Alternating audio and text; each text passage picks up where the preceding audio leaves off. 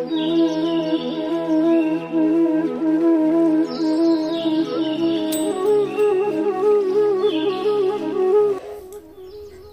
दोस्तों, मैं अविनाश पटेल आप सभी का मेरे YouTube चैनल में हार्दिक स्वागत करता हूं। आज हम कक्षा 8वीं की सुलभ भारती की किताब में से जो छठी विधा यहाँ पे दी गई है, गजल जरा प्यार से बोलना सीख लीजिए, रमेश दत्त शर्मा द्वारा रचित, उसके बारे में आज हम जानकारी लेने वाले हैं। प्रस्तुत गजल में गजलकार रमेश दत्त शर्मा ने दूसरों के प्रति व्यवहार के बारे में प्रेरणा दे रहे हैं। उनका मानना है कि हमें प्यार के साथ मधुर वचन बोलना, आवश्यकता के समय अवश्य बोलना, कुछ भी कहने से पहले अपनी बात पर विचार करना आदि गुणों को सीखना चाहिए। तो चलिए देखते हैं, जरा प्यार से बोलना सीख लीजिए। सबसे पहले यहाँ पर जो कवि का परिचय दिया गया है उसके बारे में हम जानकारी लेंगे। जरा प्यार से बोलना सीख लीजिए। परिचय: जन्म 1939, जलेसर, एटा, उत्तर प्रदेश, मृत्यु 2012। परिचय: शर्मा जी 50 वर्षों से पत्र पत्रिकाओं, रेडियो और टीवी के माध्यम से वैज्ञानिक दृष्टिकोण का प्रचार प्रसार करते रहे। आपको विज्ञान लेखन में दर्जन से अधिक पुरस्कार मिल चुके हैं। आप कक्षा 7वीं 8वीं से ही स्थानीय मुशायरे में चचा जलेसरी के नाम से शिरकत करने लगते थे। पद्य संबंधी: प्रस्तुत गजल के शेरों में शर्मा जी ने प्रेम से बोलना, सही समय पर बोलना, बोलने से पहले विचार करना, आत्मनियंत्रण रखना, मधुर भाषी होना आदि गुणों को अपनाने के लिए प्रेरित किया है। आपका मानना है कि हमेशा होठ सीकर बैठना उचित नहीं है, आवश्यकता अनुसार आक्रोश प्रकट करना भी जरूरी है। तो चलिए शुरुआत करते हैं पहले पद्यांश से। वाणी में शहद घोलना सीख लीजिए, जरा प्यार से बोलना सीख लीजिए। चुप रहने के यारों बड़े फायदे हैं, जुबां वक्त पर खोलना सीख लीजिए। कुछ कहने से पहले जरा सोचिए, ख्यालों को खुद तौलना सीख लीजिए। तू तड़ाक हो या फिर हो तू मैं, अपने आप को टोकना सीख लीजिए। इस प्रकार पहला पद्यांश यहाँ पे दिया गया है। इसका जो भावार्थ है वह उसके बारे में हम इस प्रकार बता सकते हैं। कवि रमेश शर्मा हमें बता रहे हैं कि हे मानव, इस कविता के माध्यम से, पहले पद्यांश के माध्यम से वे बता रहे हैं कि हे मानव, अपनी वाणी में शहद जैसी मिठास घोलना सीखो, वाणी में शहद घोलना सीख लीजिए। वाणी में शहद घोलने के लिए वे हमें कह रहे हैं, अर्थात मधुर भाषी बनो, जरा प्यार से बोलना सीख लीजिए। तुम दूसरों से मीठे शब्दों में बात करो, जब भी बोलो प्यार से बोलो, ऐसा वे हमें कह रहे हैं। चुप रहने के यारों बड़े फायदे हैं, जुबां वक्त पर खोलना सीख लीजिए। जब आवश्यकता हो तभी हमें बोलना है। अनेक अवसरों पर आवश्यकता नहीं होती, तब भी हम सलाह मशवरा दिया करते हैं। दोस्तों, चुप रहने के भी अनेक लाभ है। हमारी ऊर्जा बचती है, समय बचता है। उस ऊर्जा और समय को किसी सकारात्मक कार्य में लगाया जा सकता है। इसलिए जब जरूरत हो, आवश्यकता हो, उसी वक्त हमें बोलना चाहिए। कुछ कहने से पहले जरा सोचिए, ख्यालों को खुद तौलना सीख लीजिए। किसी को कुछ कहने से पहले अपनी बात पर हमें विचार करना चाहिए और फिर बोलना सीखो, और उसके बाद हमें बोलना चाहिए। बोलने से पहले हमें शब्दों को तौलने की आदत बनानी है। ऐसा न हो कि आपकी बातें सामने वाले को दुख पहुंचाए, इसलिए हमें बोलने से पहले सोचना चाहिए। तू तड़ाक हो या फिर हो तू मैं, अपने आप को टोकना सीख लीजिए। पटाखे की तरह फटने से पहले रोशनी के रंग घोलना सीख लीजिए। यहाँ पे उन्होंने कहा है कि यदि बातचीत के दौरान वैचारिक मतभेद हो, एक दूसरे पर आरोप प्रत्यारोप की स्थिति उत्पन्न हो, तब भी अपने आप को टोककर चुप रहना सीखो। तू तड़ाक हो या फिर हो तू मैं, अपने आप को टोकना सीख लीजिए। यहाँ पे कवि कहते हैं कि इसलिए यदि बातचीत के दौरान वैचारिक मतभेद हो, एक दूसरे पर आरोप प्रत्यारोप की स्थिति उत्पन्न हो, तो अपने आप को टोक कर चुप रहना सीखो। ऐसा यह पहले पद्यांश में हमें बता रहे हैं। पहले पद्यांश पर हमें इस प्रकार की कृतियां पूछी जा सकती है। आकलन कृति में पहला सवाल, प्रवाह तालिका पूर्ण कीजिए। कवि ने इन बातों को सीख लेने को कहा है, तो कौन कौन सी बातों को सीखने के लिए कहा है उसमें नंबर 1 वाणी में शहद घोलना, नंबर 2 प्यार से बोलना, ख्यालों को खुद तोलना और अपने आप को टोकना। यह 4 बातें हम यहाँ पर लिख सकते हैं। उसके बाद दूसरा सवाल है, चुप रहने के 4 फायदे लिखने के लिए कहा गया है। चुप रहने से ऊर्जा की बचत होती है, नंबर 2 समय की बचत होती है, मनमुटाव होने की संभावना कम हो जाती है और आखिरी जो है ऊर्जा को किसी सकारात्मक कार्य में लगाया जा सकता है। इस तरीके से 4 फायदे हम लिख सकते हैं। कविता में आए इस अर्थ के शब्द लिखिए। पहला शब्द दिया है मधु, मधु यानी कि उसके लिए कविता में शहद शब्द आया है, और दूसरा जो विचार है उसके लिए ख्याल शब्द आया है।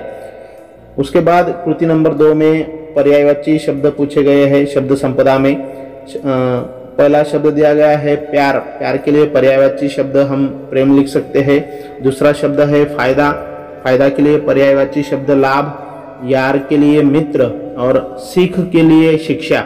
इस प्रकार हम लिख सकते हैं। उसके बाद दूसरा सवाल जो पूछा गया है, शब्द संपदा में विरुद्धार्थी शब्द लिखिए। पहला शब्द है सीखना, उसके लिए सिखाना, फायदा उसके लिए नुकसान। 3 नंबर का शब्द दिया गया है वक्त, बेवक्त और कहना, सुनना। इस प्रकार हम विरुद्धार्थी शब्द भी लिख सकते हैं। उसके बाद आखिरी जो कृति होती है 2 अंकों के लिए पूछी जाने वाली स्वमत अभिव्यक्ति, उसमें सवाल दिया जाता है। इस प्रकार से यहाँ पे सवाल दिया गया है कि वाणी की मधुरता सामने वाले का मन जीत लेती है, इस तथ्य पर अपने विचार लिखिए। तो यहाँ पे वाणी की मधुरता के बारे में हमें हमारे विचार यहाँ पे प्रकट करने हैं। 2 अंकों के लिए 6-7 पंक्तियों में हमें अपना स्वमत यहाँ पे लिखना है। उसके बाद दूसरा पद्यांश यहाँ पे दिया गया है, पटाखे की तरह फटने से पहले रोशनी के रंग घोलना सीख लीजिए। पटाखे की तरह फटने से पहले रोशनी के रंग घोलना सीख लीजिए। उसके बाद कटु वचन तो सदा बोते हैं कांटे, मीठी बोली के गुल रोपना सीख लीजिए। बात बेबात कोई चुभने लगे तो बदलकर उसे मोड़ना सीख लीजिए। ये किसने कहा होठ सीकर के बैठो, जरूरत पे मुंह खोलना सीख लीजिए। यहाँ पे दूसरे पद्यांश में रमेश जी हमें बता रहे हैं कि मित्र किसी भी परिस्थिति में दूसरे पर क्रोध में फट पड़ने के स्थान पर प्यार का प्रकाश फैलाना कहीं उचित है, क्योंकि क्रोध की प्रतिक्रिया में क्रोध ही मिलेगा और बात हाथ से निकल जाएगी। पटाखे की तरह फटने से पहले रोशनी के रंग घोलना सीख लीजिए। इसीलिए वे कहते हैं कटु वचन तो सदा बोते हैं कांटे, मीठी बोली के गुल रोपना सीख लीजिए। कटु वचनों से कांटे ही मिलते हैं। कटु वचन ऐसे बीज है जिनके फल स्वरूप कांटों रूपी फसल ही मिलती है। अतः कटु वचनों का त्याग करके मीठी बोली रूपी फूल के पौधे लगाने के लिए उन्होंने कहा है।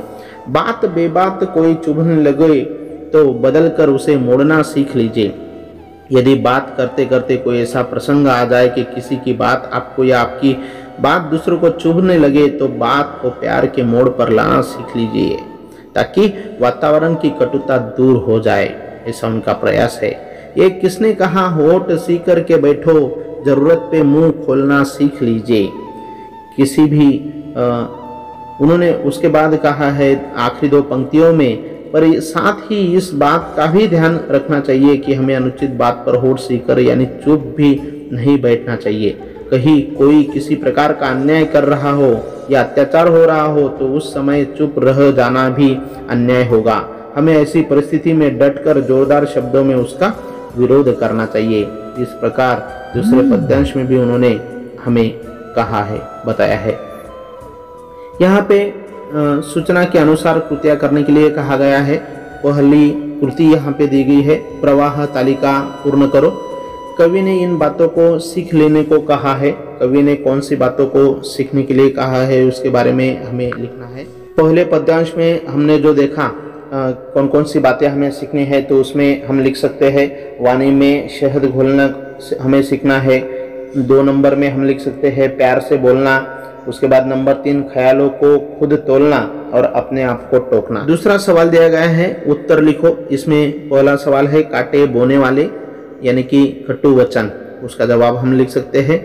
दूसरा सवाल है चुभने वाली बात बेबात और फटने वाले फटाके की तरह। तीसरा सवाल दिया गया है चुप रहने के 4 फायदे लिखिए। चुप रहने के 4 फायदे हम इस प्रकार लिख सकते हैं। पहला फायदा ऊर्जा की बचत होती है, समय की बचत होती है, मन मुटाव होने की संभावना कम हो जाती है, और नंबर 4 ऊर्जा को किसी सकारात्मक कार्य में लगाया जा सकता है। उसके बाद चौथा सवाल जो है कविता की अंतिम 4 पंक्तियों का अर्थ लिखो। तो कविता की जो अंतिम 4 पंक्तियां है उसका अर्थ हमें लिखना है। बात बेबात कोई चुभने लगे जो बदलकर उसे मोड़ना सीख लीजिए, ये किसने कहा ओट सीकर के बैठो जरूरत पे मुंह खोलना सीख लीजिए। यह जो 4 पंक्तियां है इसका भावार्थ हमें लिखने के लिए कहा गया है। तो यहाँ पे हम लिख सकते हैं यदि बात करते करते कोई ऐसा प्रसंग आ जाए कि किसी की बात आपको या आपकी बात दूसरों को चुभने लगे तो बात को प्यार के मोड़ पर लाना सीखो ताकि वातावरण की कटुता दूर हो जाए। पर साथ ही इस बात पर भी हमें ध्यान देना चाहिए कि हमें अनुचित बात पर होठ सीकर यानी कि चुप भी नहीं बैठना चाहिए। कहीं कोई किसी प्रकार का अन्याय कर रहा हो या अत्याचार हो रहा हो तो उस समय चुप रह जाना भी अन्याय ही होगा। हमें ऐसी परिस्थिति में डटकर जोरदार शब्दों में उसका विरोध करना चाहिए। 5वां सवाल है कविता में आए इस अर्थ के शब्द लिखो। पहला शब्द है मधु। मधु के लिए हम शहद शब्द कविता की सहायता से लिख सकते हैं। उसके बाद दूसरा है कड़वे यानी कि कड़वे के लिए हम कविता में से कटु शब्द लिख सकते हैं। तीसरा शब्द है विचार के लिए ख्याल, और आवश्यकता के लिए जरूरत। यह 4 शब्द हम कविता की सहायता से। भाषा बिंदु में सवाल दिया गया है उपसर्ग प्रत्यय अलग करके मूल शब्द लिखो। तो यहाँ पे भाषा बिंदु में हमें प्रत्यय अलग करके लिखने के लिए यहाँ पे कहा गया है। तो यहाँ पे पहला शब्द दिया गया है भारतीय, उसके बाद आस्थावान, व्यक्तित्व, स्नेहिल, बेबात, निराधार, प्रत्येक और सुयोग। तो यहाँ पे पहला जो शब्द है भारतीय, इसमें से मूल शब्द जो है वह भारत है और प्रत्यय जो है ईय, इस दोनों मिला के भारतीय शब्द बनता है। उसके बाद आस्थावान मूल शब्द है आस्था और प्रत्यय है वान। व्यक्तित्व, इसमें मूल शब्द व्यक्ति और उसका प्रत्यय है त्व। स्नेहिल में मूल शब्द स्नेह और प्रत्यय जो है वह ईल प्रत्यय हम उसका बता सकते हैं। उसके बाद उपसर्ग में पहला शब्द है बेबात। यह उपसर्ग है और मूल शब्द बात है। निरादर, इसमें निर उपसर्ग है और आदर मूल शब्द है। प्रत्येक में प्रति यह उपसर्ग है और मूल शब्द एक, और सुयोग में सु उपसर्ग और योग यह मूल शब्द है। इस प्रकार हम भाषा बिंदु का यह सवाल भी लिख सकते हैं। उपयोजित लेखन में एक सवाल दिया गया है यातायात की समस्याएं एवं उपाय विषय पर निबंध लिखो। तो इस विषय पर हम निबंध लिख सकते हैं। इस प्रकार अपने विचार इस निबंध में हम लिख सकते हैं। हमारे देश में शहरों की आबादी बहुत तेजी से बढ़ रही है, लेकिन शहरों की आधारभूत संरचना का विकास उस अनुपात में नहीं हुआ है जिसकी वजह से यातायात एक बड़ी समस्या बनकर उभरा है। यातायात के साधनों की भीड़ के कारण आजकल दुर्घटनाएं बढ़ती जा रही है। आजकल शहरों से गांवों तक सड़कों का जाल बिछा है जिन पर वाहन दौड़ते रहते हैं। इन वाहनों की चपेट में आकर आए दिन बहुत से लोग मारे जाते हैं। वाहनों का धुआं लोगों की सांस के साथ उनके फेफड़ों में जाता है, जिसके कारण श्वास संबंधी बीमारियां दिन प्रतिदिन बढ़ती जा रही है। आज मध्यम वर्गीय परिवारों में एक ही घर में कई वाहनों का प्रयोग किया जाने लगा है। यदि परिवार के लोग एक ही स्थान पर जाने के लिए एक ही वाहन का प्रयोग करें तो सड़कों पर यातायात का दबाव कम होगा तथा दुर्घटनाओं की संभावना कम हो जाएगी।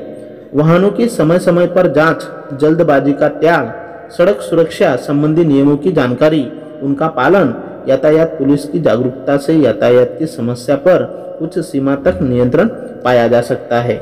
इस प्रकार हम यातायात की समस्याएं एवं उपाय इसके बारे में अपने विचार व्यक्त कर सकते हैं। दोस्तों, आप लोगों को यदि यह वीडियो अच्छा लगा होगा तो जरूर इसे लाइक कीजिए, अपने दोस्तों तक शेयर कीजिए। और मेरे यूट्यूब चैनल को सब्सक्राइब कीजिए। धन्यवाद।